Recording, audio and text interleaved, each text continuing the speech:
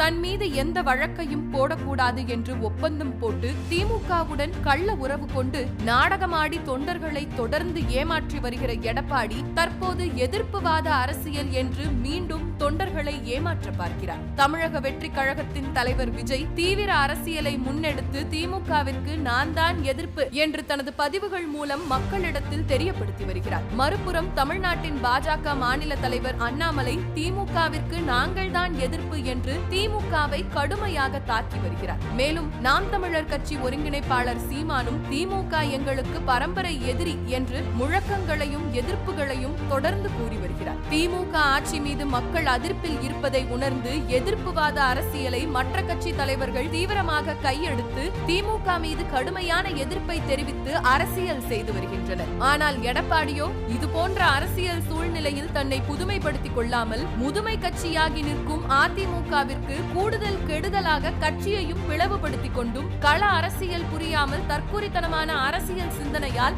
அதிமுகவையும் அதனை நம்பி இருக்கும் கோடான கோடி தொண்டர்களையும் ஏமாற்றியும் பிழைப்புவாத அரசியலை முன்னெடுத்து திமுகவுடன் கள்ள உறவு கொண்டு வெளியில் திமுகவை எதிர்ப்பது போல் நாடகமாடி வருகிறார். இதுபோன்ற சுயநல எடப்பாடியின் ஈன செயலுக்கு மக்களும் தொண்டர்களும் தக்க பதிலடி கொடுக்கின்ற காலம் வெகு தொலைவில் இல்லை.